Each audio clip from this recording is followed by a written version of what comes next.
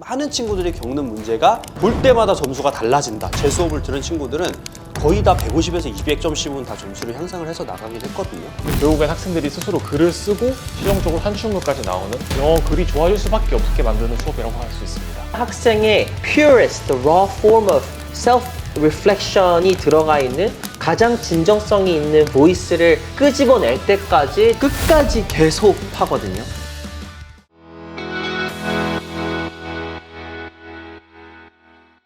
네, 안녕하세요 여러분. 테스트네이션의 우송쌤입니다.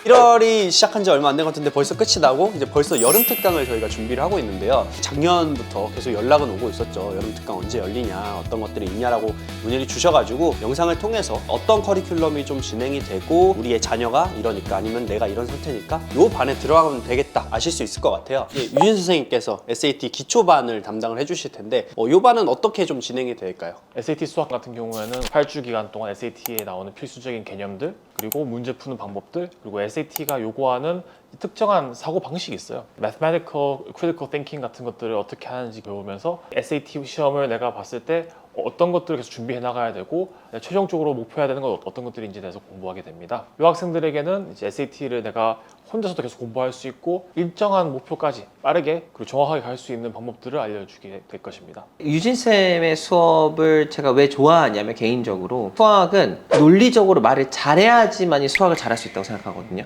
논리의 문제보다는 수학 같은 경우에는 조금 더 논리적으로 좀 말로 나는 풀어가는 성격이 되게 좋다고 생각하는데 유진쌤이 그 문해력을 가지고 계신 것 같아요. 그래서 이걸 보시는 분들은 어떻게 문해력이 SAT 수학의 기초를 잘 풀 수 있을까? 수학 문제인데? 이런 생각을 하실 것 같아요. 수학이라는 것 자체가 사람 머릿속에 있는 생각을 어떻게 기호와 숫자로 표현하는 거기 때문에 SAT 문제가 요구하는 것들이 결국 수학을 많이 아는 게 아니라 주어져 있는 상황에서 어떻게 수학적으로 생각을 하느냐이기 때문에 논리 단계를 잘 캐치해가지고 풀어낼 수 있느냐, 단계가 비어있는데 그 가운데 빈 단계를 나 맞출 수 있느냐, 그런 것들을 많이 물어보고. 저도 많이 했던 실수가 뭐냐면 그냥 보자마자 바로 풀었을 때 틀렸어. 보고 잠깐 생각해야 되거든. SAT도 당연히 그래야 되는데 그게 더 많이 들어가는 게 저는 수학이라 생각하거든요. 끊임없이 논리적인 생각을 가지고 계속 어프로치를 해야 된다는 거죠. 비슷하면서도 다르다라는 부분을 저는 조금 강조해주고 싶어요. 수학만 잘하는 사람이 수학을 잘 가르친다고 생각하지 않고 말을 잘하는 사람이 영어를 잘 가르치는 건 아니잖아요. 그래서 몇 년 동안 그 눈높이들을 다 맞췄다라는 게 대단한 거거든요. SAT 영어에 대한 설명을 먼저 드릴 텐데요. SAT 영어 같은 경우는 이제 제가 다 담당을 합니다. 처음 시작하는 친구부터 어드밴스 레벨까지 담당을 하는데 그 이유는 수학이랑 다르게 기초를 다듬고 그 다음에 어드밴스 레벨로 넘어가서 문제풀이 과정으로 넘어가 이런 게 사실 없어요. 단어 같은 경우도 이 친구가 굉장히 잘하는 친구인데 단어는 또 엄청나게 비어있는 경우가 있고 또 단어는 돼 있는데 문법은 또 엄청나게 비어있는 경우도 있고 이런 경우가 대부분이거든요. 그렇기 때문에 SAT는 고정적으로 점수를 잘 받는 게 사실 중요한 거잖아요. 근데 많은 친구들이 겪는 문제가 볼 때마다 점수가 달라진다. 이런 친구들이 진짜 많아요. 저의 그래서 반의 목표는 안정적으로 700점 이상의 고득점을 만들어낼 수 있는 걸 목표로 하기 때문에 가장 기초부터 하나도 빠지지 않고 단어부터 리딩, 문법 모든 영역을 완벽하게 하는 걸 하고요. SAT에서 영어 공부할 때 가장 중요한 자료죠. 프랙티스 테스트를 모두 다 보고 SAT에서 공식적으로 제공하는 자료인 퀘션 뱅크 안에 있는 자료도 매주 풀어보면서 어떻게 보면 양이 좀 많다라고 볼 수 있는데 아무래도 여름이잖아요. SAT를 특강을 듣는다라는 거는 좀 인텐시브하게 해서 영어를 끝내고 싶다라는 목표를 가지고 있는 학생이들이기 때문에 조금 많은 양이 제공이 될 예정입니다. 그래서 매주 단어 시험, 유형별 문제 풀이, 프랙티스 테스트 1개, 그리고 매주 모의고사까지 이렇게 다 진행이 풀로 된다라고 생각을 하면 되고요. 8주 과정이지만 중간에 들어와도 이 친구가 문제가 없어야 되잖아요. 그래서 언제 들어오든 학생이 좀 맞춰서 들어갈 수 있게 진행이 된다고 생각을 하시면 될 것 같습니다. 제가 항상 느끼지만 우송쌤이 가르치는 이 수업은 선생님이 방금 얘기한 것보다 훨씬 더 많은 수업이 들어가 있는 것 같아요. 예를 들어 뭐 동기부여, 그리고 선생님이 항상 얘기하는 올바른 자세, 그리고 선생님이 직접 만든 교재, 이런 거가 선생님들의 가치나 값어치를 측정한다고 생각하는데 그 친구가 올라갈 수 있을 때까지 수단과 방법을 가리지 않고 그 눈높이를 계속 측정하면서 가르치는 건 어렵거든요. 그 어려운 걸 항상 해내시다 보니까 긴가민가한 사람들은 그냥 했으면 좋겠어요. 방금 말씀하신 것처럼 솔직히 잔소리를 엄청 많이 합니다. 이 친구가 끝마칠 때까지 좀 많이 귀찮게 하는 편이거든요. 그게 학생들 입장에서는 너무 귀찮고 좀 힘들고 할 수 있지만 특강을 듣는 학생들 위해서 저의 잔소리가 같이 함께 들어간 노하우가 담겨있는 교재를 이제 준비를 했거든요. 그래서 학생들이 제 수업을 듣고 그 교재를 보면은 아 그때 선생님이 이렇게 얘기했었지, 아 맞아 이런 거 중요하다고 했었어 하면서 그 공부의 태도나 습관, 내가 이 SAT를 어떤 식으로 좀 대해야 되는지 이런 것들을 전반적으로 배울 수 있을 것 같아요. 우리가 항상 얘기하는 거 블루북 그리고 칸 아카데미 그러면서 최근 에리카 멜츠 이렇게 되게 유명한 자료들이 있잖아요. 그치만은 그 어떤 자료도 우송쌤이 어프로치하는 그 방식의 수업이나 교재는 없다고 생각하거든요. 그래서 그런 것들을 배울 수 있거나 받을 수 있는 게 엄청난 혜택이라고 생각해요. 저는 작년에도 진짜 많은 친구들이 정말 안 하고 버티지 않는 이상은 거의 다 150에서 200점씩은 다 점수를 향상을 해서 나가긴 했거든요. 그래서 이번에 들어오는 친구들도 낮은 점수대이거나 뭐 높은 점수대이거나 상관없이 열심히 하겠다는 마음만 있으면은 저는 점수를 분명히 올려줄 수 있을 거라고 생각을 합니다. 다음으로 이제 지원서 수업을 이제 해주시게 되는데 지원서 수업 같은 경우는 사실 생소하잖아요. 어떤 수업인가요, 지원서 수업은? 어때요? 제가 지원서를 어떻게 하는 것 같아요? 그냥 한마디로 표현한다면? 독하게?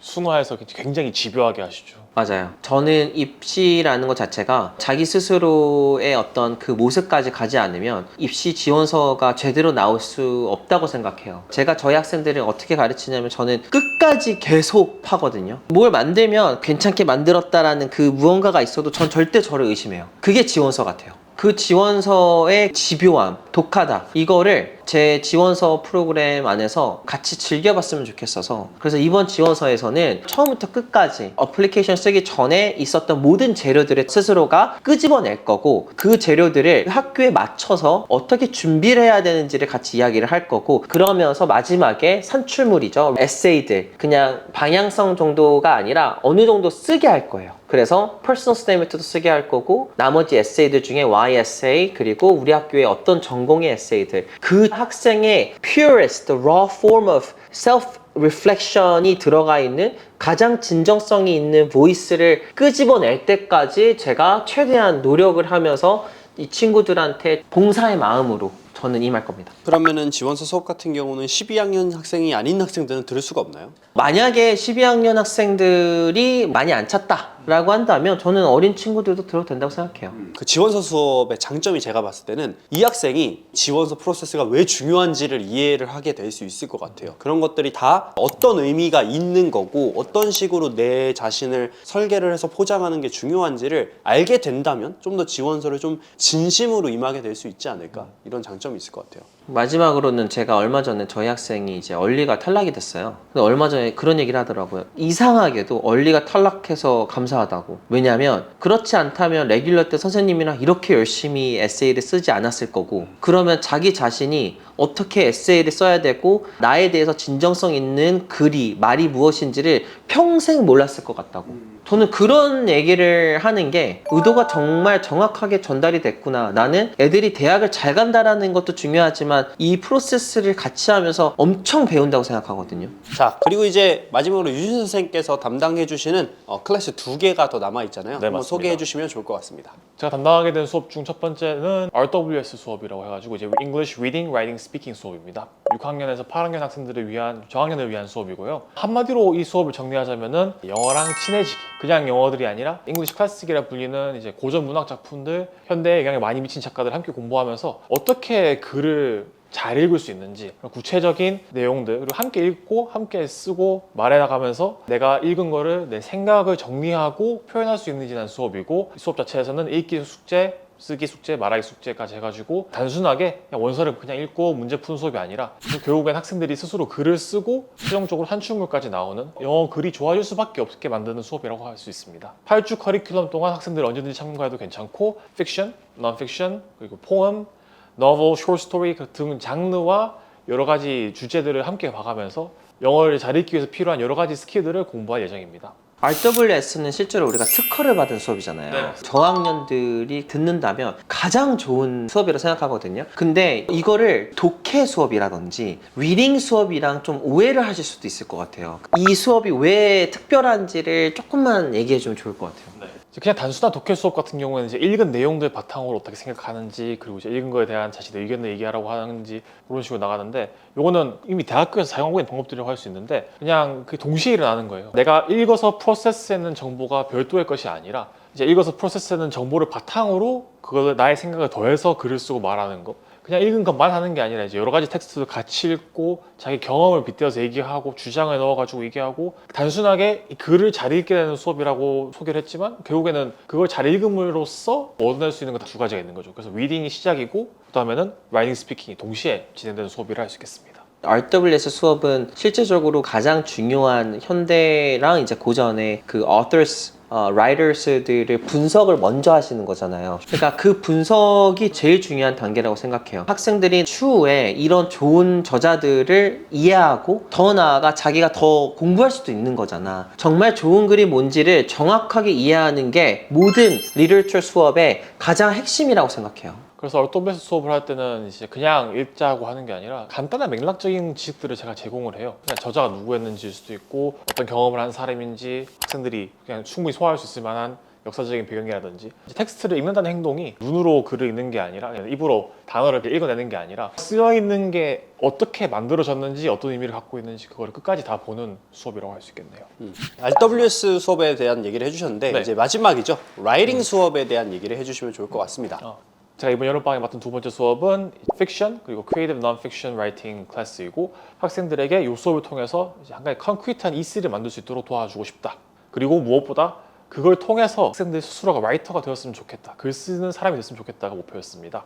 첫 5주간의 코어 수업을 통해 가지고 글쓰기에 필요한 기본적인 지식들 수업 때 바로 글을 써서 연습해보고 끊임없이 지독하게 학생들에게 피드백을 줄 것이고, 최종적으로는 5주 동안은 1600자 정도의 원고를 완성하고 특강 기간 3주 동안은 완전히 제출할 수 있는 하나의 완성된 글을 만드는 게 목표입니다. 그 과정에서 학생들은 피드백을 주고받는 과정에서 어떻게 하는 것이 내 생각을 가장 효과적으로 표현하는 것이고, 나만 쓸 수 있는 글을 만들어낼 수 있는가를 배우는 수업입니다. 모든 과정들은 기록에 남기 때문에 그 자체가 하나의 라이팅 포트폴리오를 할 수 있겠고, 그 썼는 글을 바탕으로 대회에 제출할 수 있도록 해가지고 나만의 수상 경력을 쌓는 게 이 수업의 목표를 할 수 있겠습니다. non-fiction, fiction을 했으면 좋겠다고 생각했던 이유가 컨텐츠가 되게 많거든요. 딱 세팅이 2000자여야지만이 많은 대회에 잘 들어갈 수 있고 컬리지 대회도 많아요. 그렇기 때문에 이 대회들을 다 준비하는 건 불가능해요. 유진쌤이 뭘 가르치는 거냐면 선생님이랑 같이 썼던 걸로 다 들어가도 돼. 또는 이 경험을 바탕으로 글을 써보는 거야. 결과물은